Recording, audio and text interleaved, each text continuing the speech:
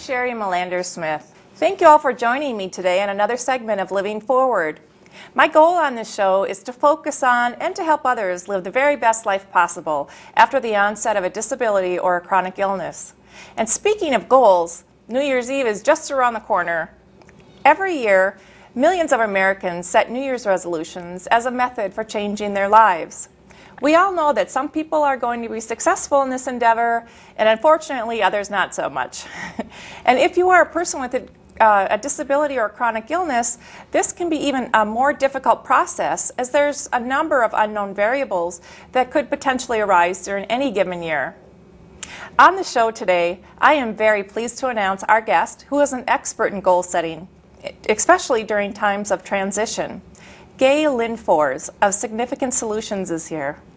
Welcome, Gaye. Hi, So Sheri. nice to have you here. Very nice to be here. Thank you. Could you please start by telling the viewers a little bit about Significant Solutions? My company, Significant Solutions, helps small businesses and individuals move through transition.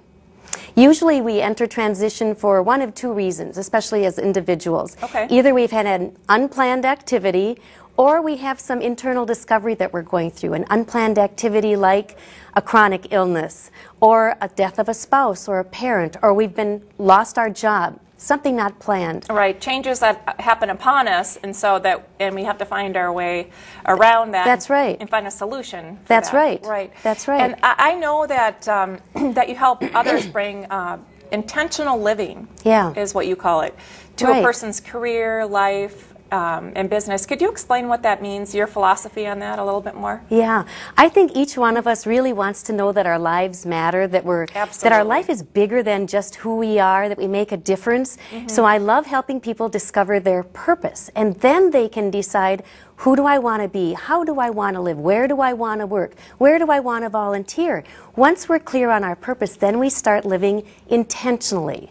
We show up every day, physically, mentally, emotionally, spiritually. Here I am, ready to be myself, focusing on the things that you and I have been talking about, most important to us, our purpose. Absolutely. It's the end of the year, as you know. Yes, yes. And a lot of people are going to be setting goals this year for 2010. Yeah. What do you think is the key to being successful in the goal-setting process? I mean, you Right. talked about finding your purpose. So once you know what the purpose is, how do you go about and extrapolate on that? Oh, that's a great question. I think when we think of goals, it's so easy to think of just the activity, Okay. rather than why do we want to go through all the work to get to that goal. So I like to rather focus on the transition that will help us get to that goal. Oh, good point. Yeah. So where does the goal-setting process start? I think the goal setting needs to start with, who do you want to be? Because obviously you're setting goals because you want to change something, right? Right. So what are you changing to? It has to be better or bigger than, I want to be thinner. Rather, I want to be a healthier person. I want to have more energy. So it needs to start with, who do you want to be? What I oftentimes ask people to do is write out the vision for your life. Okay. What does it look like? Who are you spending time with? How far of a time goal is it best to sort of put out there? So I want to see what my life will look like in a year, or 6 months, or 3 months? It varies for each person. Some might be, I need to start living differently now, and they want to create a vision for their life for their next year. Others, especially parents with small children, know that some of their vision for their life won't happen until the kids get older. But start thinking now, what do I want my life to look like? Right. I know you have to start with the end in mind. Yes. Before you can begin anywhere. Isn't That's that right? Yes. Yes. And it's so, I know for myself, it's so easy to be excited about setting goals in December. Yeah. And then as we all know, come end of January, beginning of February, it all starts to kind of wane down a little bit. So what are your thoughts on how to keep the motivation going, and how to keep the momentum moving forward? Oh, I think that's so true. We get to those goals, and in February, the gyms are empty again, and we're all back to the old habits. I think it's because we've taken on too much. Oh, okay. So if we can start thinking about choosing one goal to look at for 30 months, that we're more likely to be motivated. Days, for right? 30 days. Thank you. Yes. 30 months. That's a little too long. Well, yes. 3 years. I don't know what I'm doing in 3 years. But yes, that's right. I know what I'm doing in 30 days. That's right.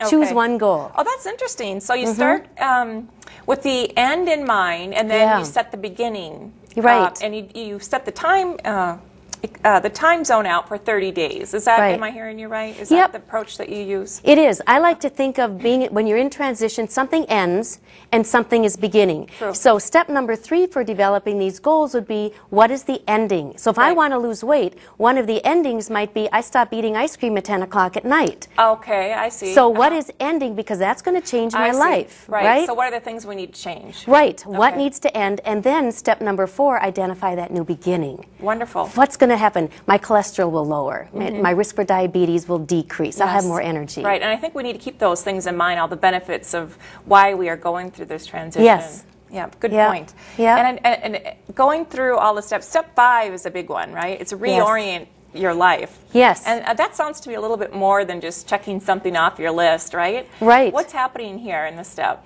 Well, when you're thinking of something ending, like no more late ice cream at night, Okay. and I'm going to be healthier because of it, that's going to require a change internally. And that's Right. what really transition is all about. It's reorienting yourself so you can incorporate those new goals and those new activities into your life. So I like to talk about it in terms of living in the messiness of Okay. life. Interesting. Something ended, so I've got to now deal with, okay, no more ice cream, or I have to change my sleeping habits so I can get up earlier, go to the club, whatever it is. There's a messiness in order to get to the new beginning. Yes.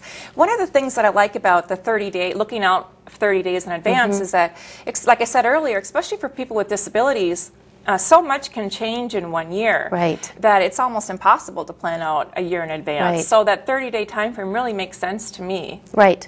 I agree. It's easier to think about doing an activity that we maybe don't like to do for 30 days rather than 12 months. Right. And you set weekly and daily, right, measurable goals to accomplish these larger tasks. Right. Right? Isn't that step 6? It is. Anytime you're setting goals, decide the beginning of the week, what am I going to do this week to get me closer there? And then get out your calendar, mark it in, set it as a priority. Do that for the week, and then every night before you go to bed, tomorrow morning, I'm doing these things, I'm going to accomplish these things. Okay, wonderful. And again, the last step, if I'm not mistaken, is to make a commitment. Right. And a 30-day commitment, as we've talked Right. about. To me, that just seems so much easier than saying, I'm going to make this big change in 1 year. I Right? agree. And if you're taking one activity, one goal, working at it for 30 days, because we all know it, or some of us know it takes 21 days to form a new habit. Right, I heard that. So take those 30 days, get that goal where you've got new habits going, and then start a new goal for the next 30 days. Right. Great. Yeah. Well, this absolutely is timely and great advice, Gaye. I really appreciate it. Good. I know I'm going to be using these tips when I start my own goal-setting processes this year. But before we go today, I want to talk about your book. I know Great. you just had a new book published, and here it is. It's called Find a Job, The Little Book for Big Success.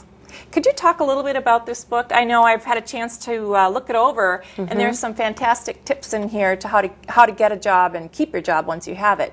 So can we go into this book just a little bit before we go? Sure. I like to think of it as a crash course in finding a job. You can open up to any chapter, and there'll be something there that will help you find that new job, a new tool, a new resource. Okay. So it's not necessarily a book you read from front to back, but it's rather you can kind of pop to and go forward to what is really important for that day or for that time. That's right. Okay. Or if you're heading for an interview, then you can do the quick reminder on what did it say in there about the interviewing. Just look at that chapter. You're good to go. Good. Well, thank you so much, Gaye. You're it's been very a pleasure welcome. having you on today. If our viewers would like to order this book, they can simply go to your website. Isn't that right? That's right. www.significantsolutionsinc.com. Okay, significantsolutionsinc.com. Yeah. Wonderful. Well, thank you again. Thank you, I appreciate you Sheri. taking the time to be here today. My pleasure. Thank you. So that's our show for today. I hope you found the information useful, and we'll be back next month. Be sure to join us as we'll be talking some more about goal setting and we'll be talking about how to involve yourself in the arts and other various forms of self-expression to help make your life more meaningful. And I do this myself. I read a lot and I do artistic projects, and I'd like to share some of those ideas with you, the viewers. And so we'll start with that next month. And that's our show for today. So thank you very much. Mark, back to you.